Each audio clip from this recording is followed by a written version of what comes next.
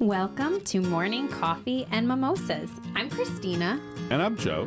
We are a father-daughter duo. We come here Sunday mornings, but you can come here anytime you please.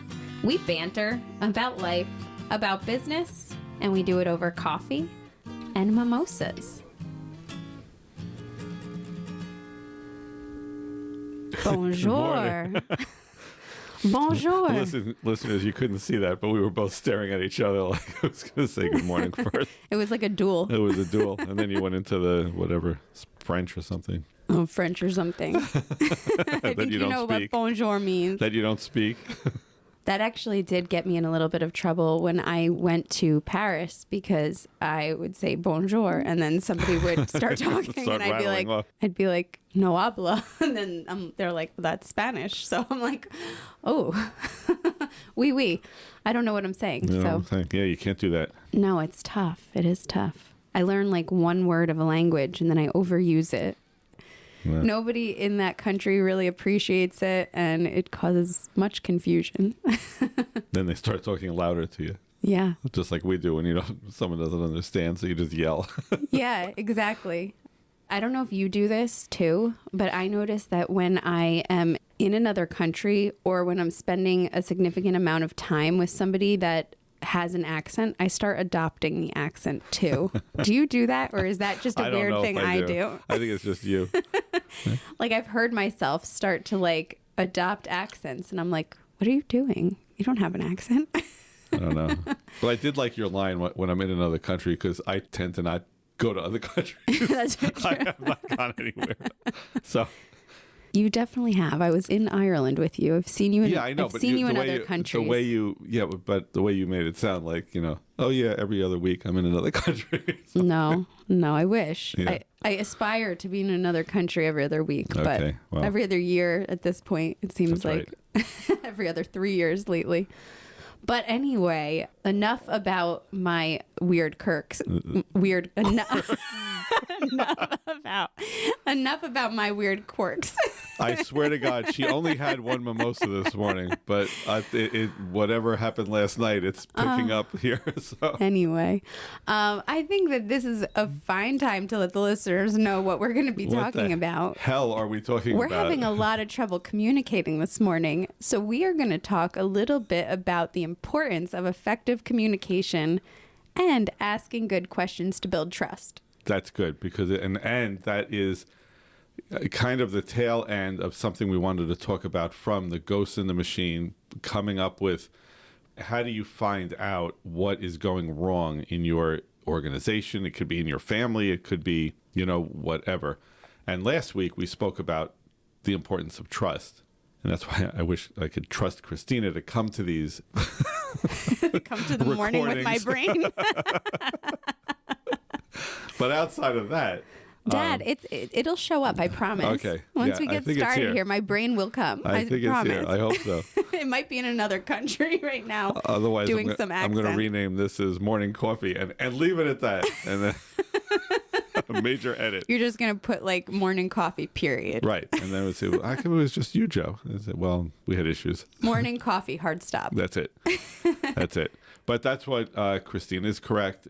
The trust factor that's needed to be able to help you uncover these ghosts that are haunting your organization or your team or whatever is communication. So glad you started that. And if you didn't listen last week, episode 47 was kind of like the foundation. So we talked about trust. Without trust, effective communication really doesn't matter, right? Yeah, because if your people and coworkers or whatever don't trust you, then they're not going to tell you anything that you really want to know. Right. And you can communicate as well as anybody, but it won't make a whole lot of difference because Correct. You don't have the fundamentals. So Correct. Episode 47 on trust, if you didn't listen, highly suggest you check that out. Very good. Yeah. But now we'll talk a little bit about questions and building trust and how to effectively communicate.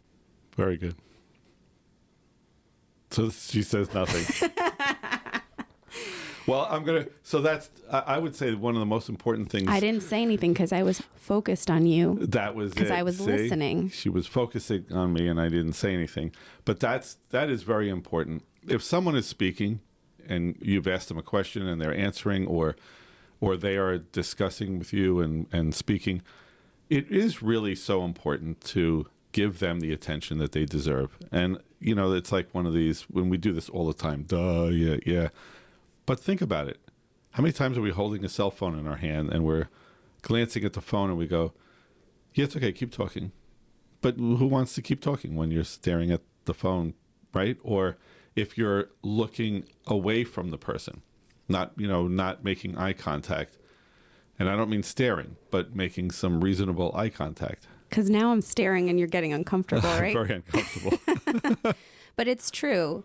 I think people can tell, and we're all guilty of this. I'm guilty of this at different time of, something distracting you, or you're on a call, you see an email pop up, you see a text message come through that's from somebody that you need to pay attention to, and all of a sudden your focus drifts. Right. And the person on the other side, you were having this good dialogue, or they were on a roll, and all of a sudden they kind of lose their steam because they're like, I've just lost you. Right. Exactly. You're now somewhere else, right? Yeah. People can tell when your focus changes. So make sure that you're deliberately focusing on and giving your attention to the person or the thing that's in front of you. And especially easier said than done. Well, it is. And also in relation to your position in the organization also. And what I mean by that is it's the same advice, but we give a lot of leeway to friends, to colleagues of equal level, coworkers. But if you manage a team, it is exceptionally hurtful in a deeper way if you appear to be not really paying attention. You're right.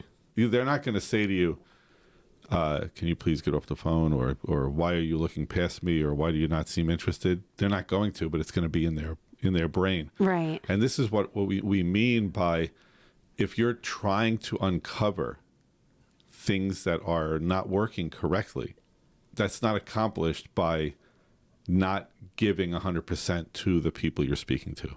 And I think the other thing with that, because we all are guilty of it, I won't speak for everybody, right? Because I'm sure there's some people that they don't get distracted and the undivided attention is always there. But I'll speak for most people, myself included, and say that it's also okay to admit it. And it's better to tell the person that you're talking to, I apologize, I just had a text message come through, or an right. email just came through with a subject line that distracted me. Please continue, right? And go back to that. Because the worst thing that you can do is be multitasking, distracted, have the other person on the other side feeling that, but just kind of like steamroll through it. Right. Very good. Link to that, and that's, I'm not minimizing that, link to that is not interrupting. You're 100% right. Or finishing sentences for sentence. people, right? Oh my God. Exactly. How many times has that happened, right? Well, and we all like to, I think that there's this excitement, right? That you feel like, oh, I know what you're going to say. Almost like you're going to get an award for, like, the person on the other side is going to be like, oh my God, we're connected, huh? You were thinking the same thing I was going to say. Right, but you didn't say that after they were done. You said it in the middle of what they were saying. Exactly. And right. Most of the time, once in a while, you might complete the sentence and you guys might just be on fire and connected and, you finish their sentences and it's super cute. But most of the time, the person wanted to finish their own sentence. Correct. Or they weren't going to say that at all.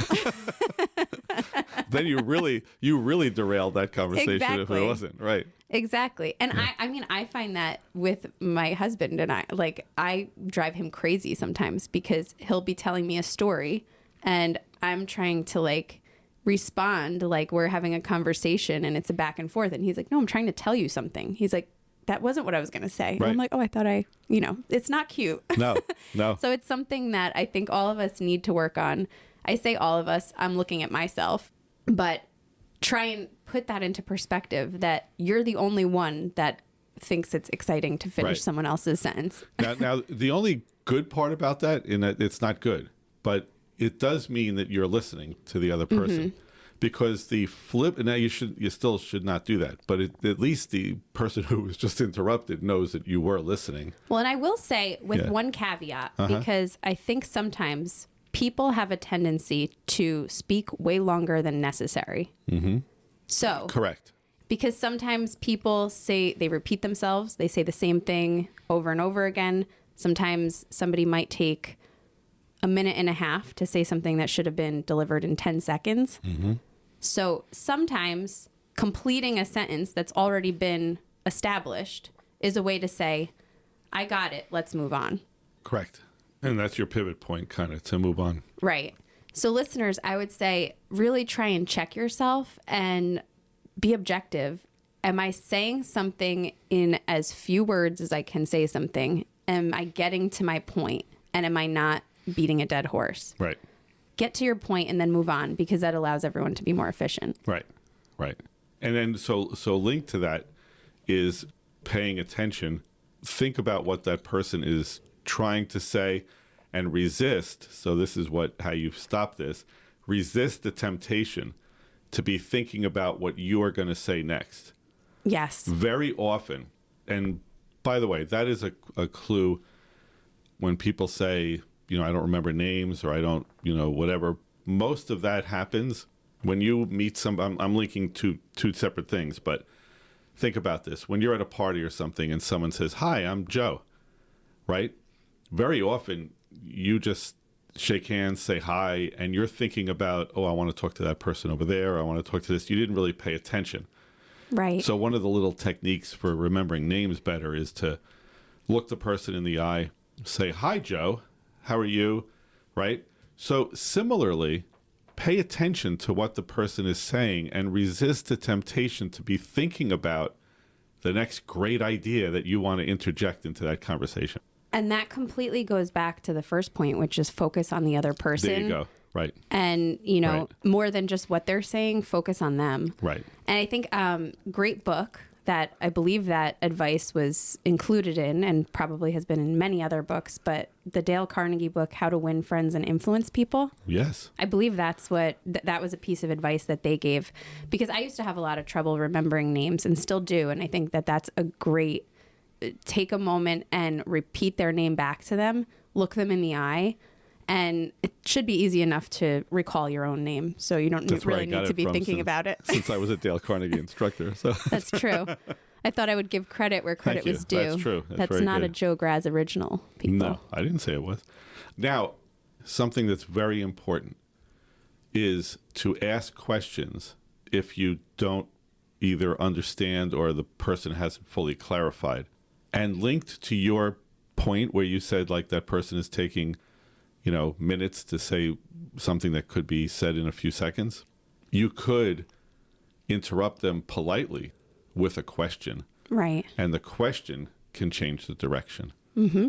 And all of these things. Now, remember what we're doing here. All of these. And I think that's. Go ahead. I just interrupted you. She just interrupted me. Go ahead, Dad. No, I'm sorry. You go ahead. No, because you're going to forget, because you're old and you're going to. Old habits die hard. I was just going to say that all of these things that we're talking about simply build on the perception of trust, right? And now we're assuming you already are trustworthy, but sometimes you can throw that off and have a perception of mistrust because you do some of these things in communication, right? Right. So I just wanted to put that in a parameter that what we're doing is building great habits that will pay you dividends into the future and will allow you, when you need to find out, help diagnose why something isn't going right, your team or coworkers or whomever will be more likely to participate in coming up with a solution by talking to you and so on. So I just wanted to keep that umbrella going as we're talking. No, I love that. And I think that's the big thing with all of this, right? Is building an environment where people feel safe. They are bringing their ideas, their brain to the table. Yes, exactly. We talked about it a little bit last week. There's no way to advance forward if you have everybody around you just saying yes, and everybody around you just, rolling. We all need people to challenge our ideas. We need Correct. people. We need back and forth communication. They can't be yes people, and they also can't be afraid, right, of you or whatever. Yeah. Yeah. So I think that's important. One thing you said, Dad, that I just want to take a minute. You were talking about how you can use questions when sometimes somebody may be way too verbose or, maybe somebody's having trouble communicating what they're trying, or having trouble getting to the point. You can use a question in a way to say, okay, so I understand, maybe like you're interrupting, right? Gently to help them get to the point and also help them to kind of realize that, all right, let's focus, right? Right? You're talking a little too long. You can use your questions to say, okay, so I understand this aspect of it. Now I'm kind of lost. So let's now focus on what's the pivot point here? What is the call to action, if you will, right? Right. So I understand the background. Now let's get to what do you need me to do here? Yeah, it's an excellent use of questions and an excellent way to ask the question. Because we don't want to belittle people. No. But I think there's a good way to get to, helping people and helping ourselves, right? We all are guilty of sometimes, gosh, you guys are probably listening to this podcast sometimes and thinking like, okay, Christina, Joe, get to the point. Word soup here, but we're all guilty of it, right? So I think it's a really good reminder to think about. The other thing, and this, Dad, is something that I think is super important, something I work on. Our faces tell a story. Yes, they do. Some people's faces tell more of a story than others.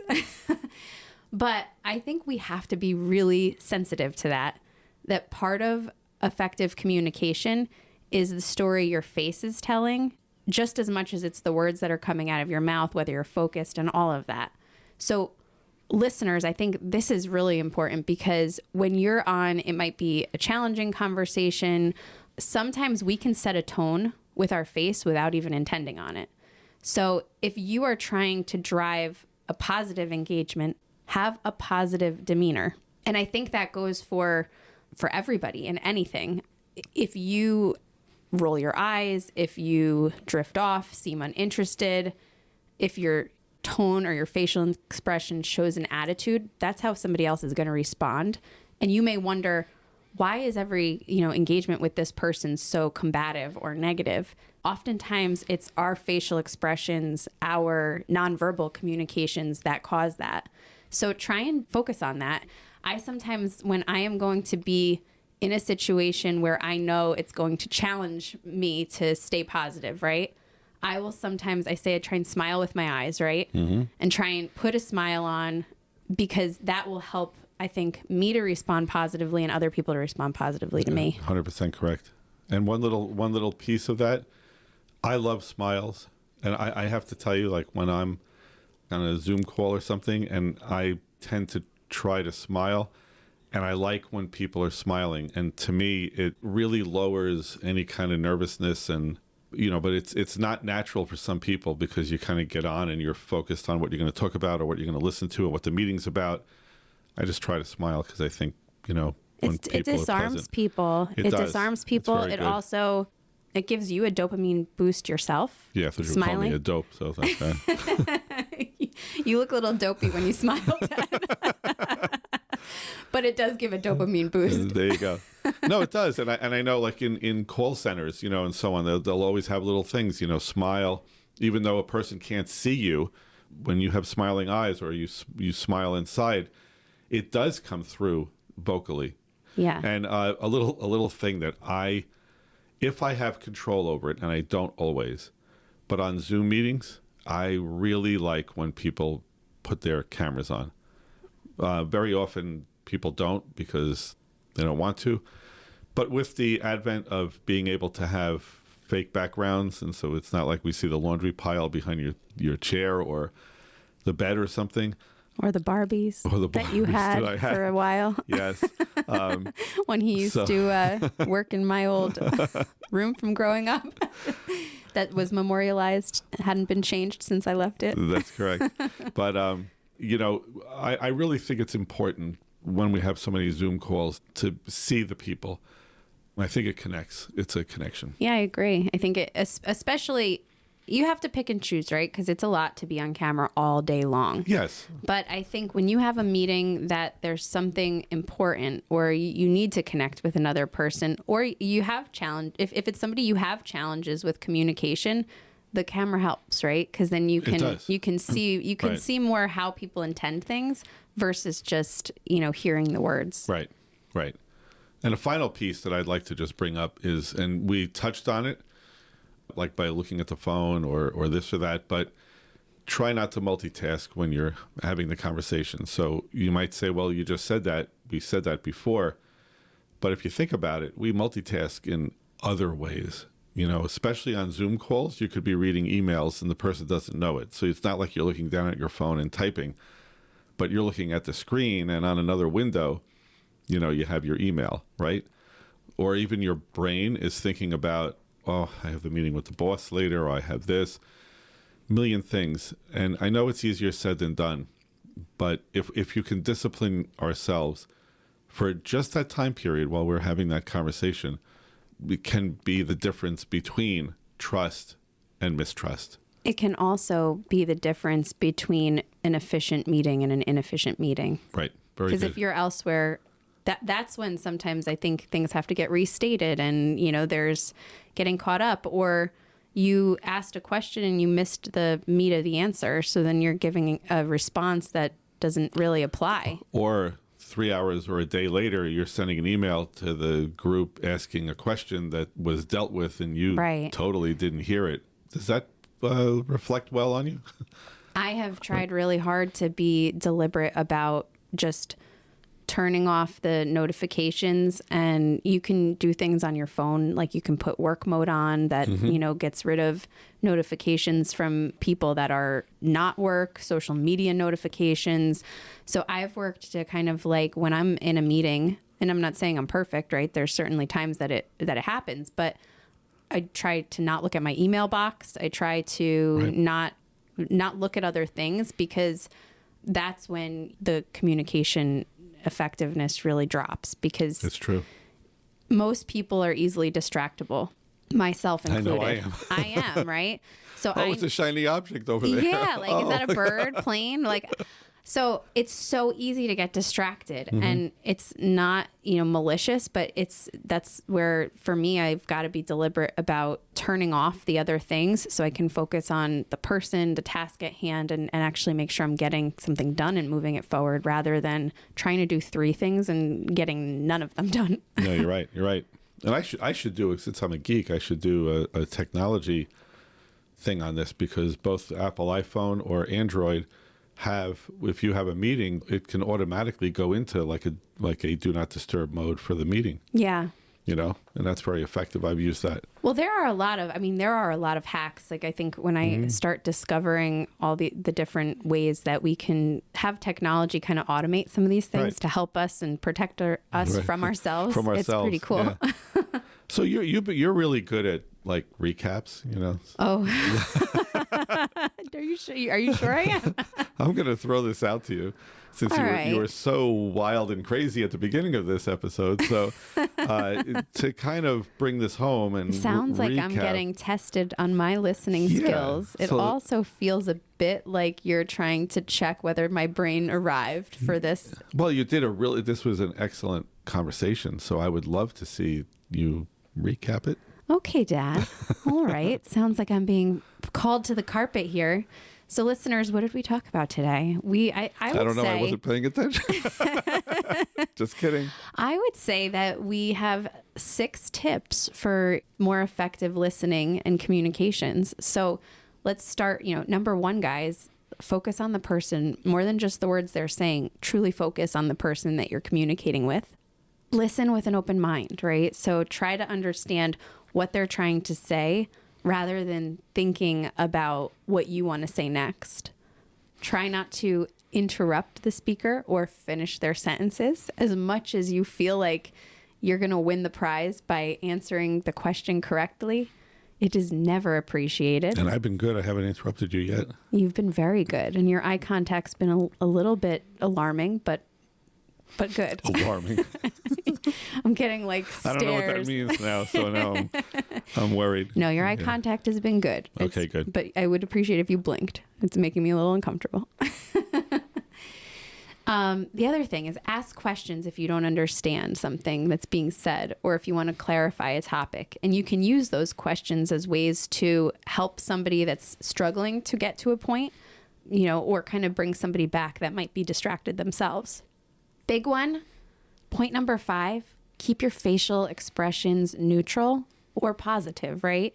So avoid interrupting with facial expressions, and also avoid setting a negative tone through your facial and nonverbal communications. And try to smile to keep people happy. Yeah. Dopamine.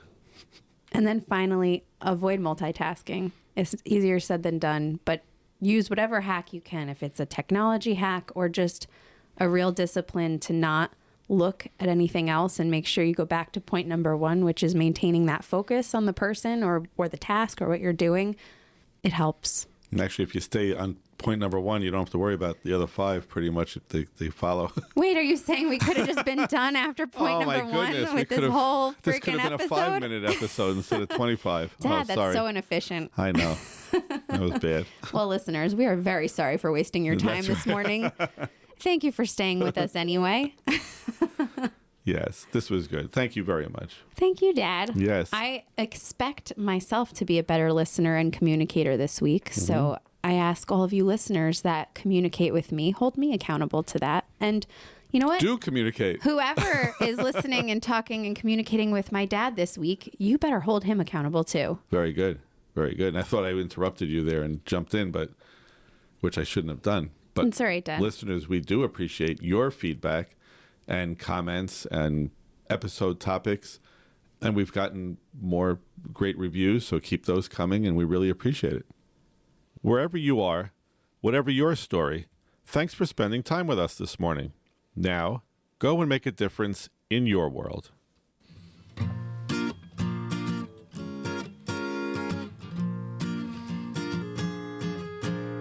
Dad, over here. Oh, sorry, I see your attention drifting off. And I'm starting to tap my feet again with the music. We appreciate you all. Thank you for listening. Have a great week, everybody. Yep.